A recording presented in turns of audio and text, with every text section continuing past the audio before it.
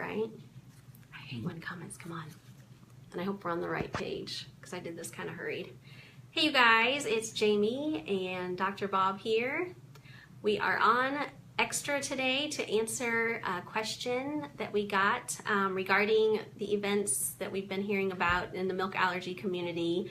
3-year-old boy passing away with a baked milk challenge. So I'm going to read the question really quickly, and then we're going to let Dr. Bob speak to a few things on that. Of course, overriding all of this is it's tragic and a really sad day in our community. I've gotten lots of private messages asking if you had any thoughts on it to share with us, and I actually wanted to ask you myself, so I thought, well, if we could get Dr. Bob on to just kind of, us moms are very emotional when we hear stories like this, and I know that I appreciate talking to you and you just being able to kind of put things in perspective for us, not to make anything less of what's happened, but to just be able to get a hold of our emotions and us being in a similar situation with having children who are in the same boat as some of these tragic events. And hi everybody,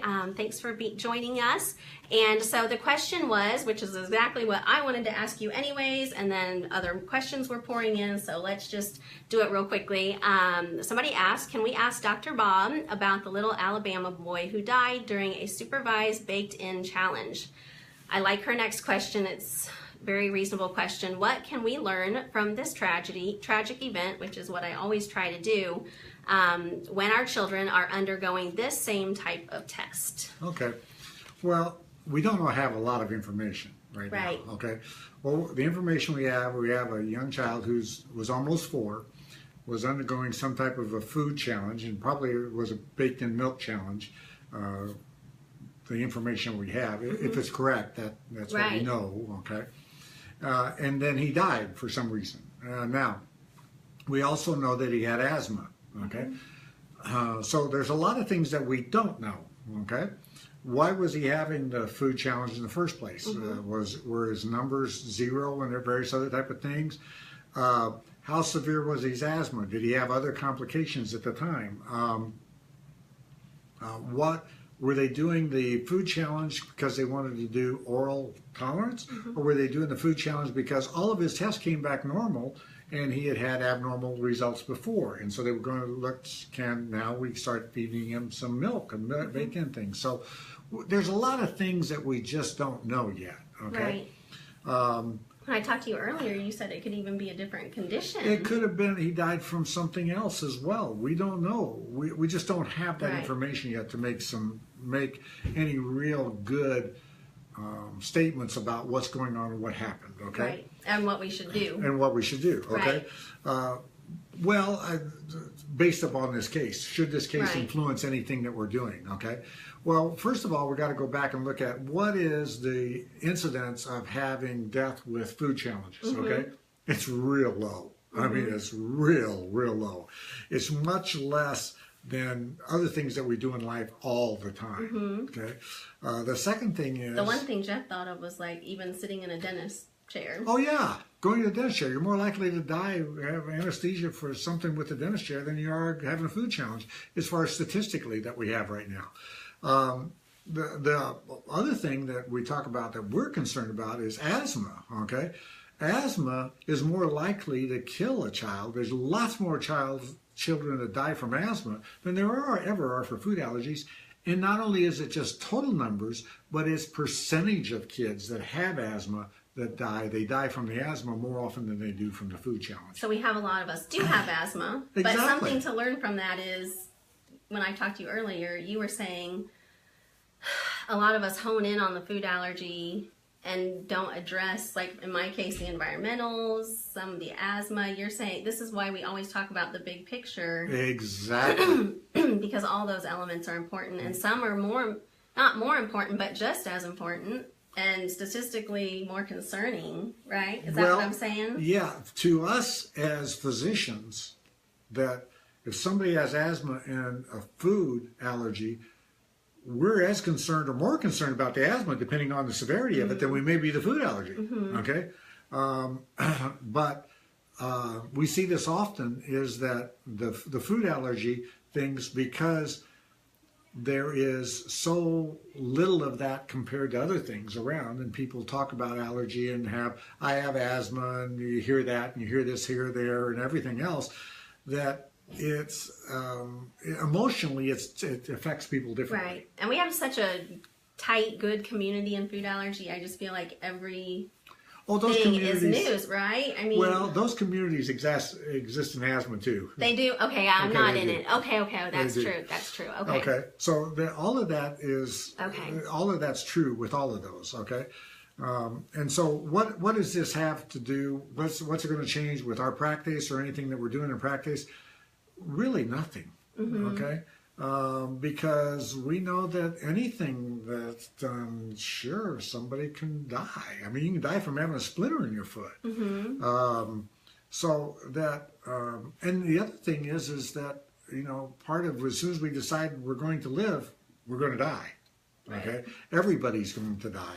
Now, we hate to see it, and, having a child die is terrible. As you well know, my daughter died. One of our daughters died. And good friend of yours. I know that, just to speak that real quickly, I mean, why I love talking to you is this is your profession. It's your job to take yourself out emotionally and just look at what's going on and give us things like that. But on a personal level, you have lost a child. Sure. So and I'm tearing up right now. We will. So. Yeah. So let me ask just some of the questions that people specifically asked about this situation. Gosh, something just eluded me to that you had told me on the phone, and now I forget. This. Okay. Is 3 too young to be doing a baked-in challenge? Well, and the answer or any oral food challenge. No age is necessarily too young. Okay. It depends on the situation, what's going on. Okay. We actually do variations of food challenges when people are breastfeeding. Okay, because a mom comes in, the baby is crying with different things, various things. So let's eliminate these various foods. A fussy baby. Fussy baby, like yes, Miles like yours was. And so we eliminate various things and see if the baby gets better. Then what we do is we start adding things back in the milk and see if they get fussy again. So you're kind of doing an oral challenge. It's doing an oral challenge during infancy. It's just a different way of presenting them. Okay, right. Rather than giving them the food, we're giving it through the breast milk. Okay, right. So it depends upon what we want to do. Now, let's take this kid, for example. I can think of a scenario here very easily that I could be doing this test for him, is that he had never had an anaphylactic reaction, okay? But it had some GI symptoms, some various other type of things, and had some abnormalities of skin testing and maybe even a positive blood test. Now all of those were negative, okay? And that they were wondering, okay, now can we introduce some... at such a young age. Yeah. I mean, not such a young age, but at a young age of 3. Right, yeah. They were all gone. All of that had disappeared. We're doing a hypothetical here. Yeah, we're doing a hypothetical, yeah. Right. So he's just getting ready to turn 4. We'd like to have him do baked in various things to see if he can do that or not. Right. So they go to take the exam. So I can see that scenario occurring. So to have a blanket answer of a certain age, like you and I just always talk about, it's so individualized. Right. And there's reasons for doing everything. And, that whenever we start to do a test like this, as physicians, we're always concerned about the patient and the patient outcome and various things. I think that's what had in my mind. You told me that earlier. You think about all these scenarios. The person dying. We think about them having an anaphylaxis. We think about all of these different things. I mean, I had one case today already where we just did skin testing on the person, and it just started blowing up in front of my eyes, and it was like, whoa, because I'd examined them. There was nothing else wrong with them, anything else. They'd had some minor reactions before. 2 years before, they had skin testing, and it was 2s and things. Here we just put the stuff on, and immediately after putting it on, the back was getting red, and so we had to read it, and then we took the stuff off, and they just continued to go and go. I ended up having to give the patient a shot of steroids. Oh, okay. Okay, to stop everything. And of course it worked, and it worked well.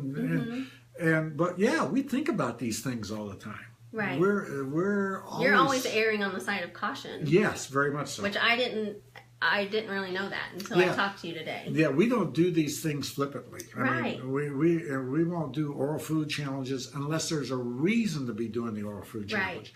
Right. And then it depends upon what the reason is, what age, and various other type of things. So, and I just want to reiterate too. I mean, we've talked about it over and over, but we are desensitizing Miles because you think he's a good candidate for it. Yes. Yes. Yes. Not just because we decided let's do this and show everybody and see if it works. No. Well, I wouldn't begin to do it that way. No. For that, no. That we're desensitizing Miles to the environmental allergens for multiple reasons. One of them is that he has symptoms related to that, and they interfere with his ability to do the things he wants to do. Right. He loves to play soccer. It was interfering with the ability for him to play soccer. He was getting out of breath, running out of energy. So we started treating these, and by golly, it turned around. I mean, it just was amazing, okay? And it was a way in which I was able to show you that, hey, his environmentals were worse than you thought they were. Yeah, okay? Which goes back again. There's other things in the picture besides those were worse than his food was as far as affecting his life. Right. Okay, because we can't avoid environmentals, we can't avoid foods. Right. Okay, so that's why we dealt with that. We're dealing with that first. Plus, that's going to then lower all of his histamine reactions, his responses, so that when we start on the food, we don't have all of that in the background to cause more of a reaction. Okay, and that's where I come back to this particular case. This child had asthma, okay? That's a background phenomenon. So do we think about that before we do oral food challenges? Of course we do. And if somebody comes in as any asthmatic thing, they have, I would just up in Normal at our research facility where I was getting ready to do a food challenge on somebody, and they woke up that morning and they had a sore throat. Right. And I looked at their throat and it was sore, and I looked at their nose, it was red. I mean, they obviously had some type of an upper respiratory infection starting. No food challenge today. Right. We're not going to do that. You even drove 2 hours away, I drove but you said 2 no. hours and no, turned around, drove right back. Right. Okay. Missed seeing clinic all day that day. But there's no way in the world I was going to do that. Right. That's such a great story to hear. So, what is this going to change anything we do? Well, actually, really no. Okay. Okay. So we asked, is asthma a big deal? We already talked about That's that. Yes, a it big deal. is.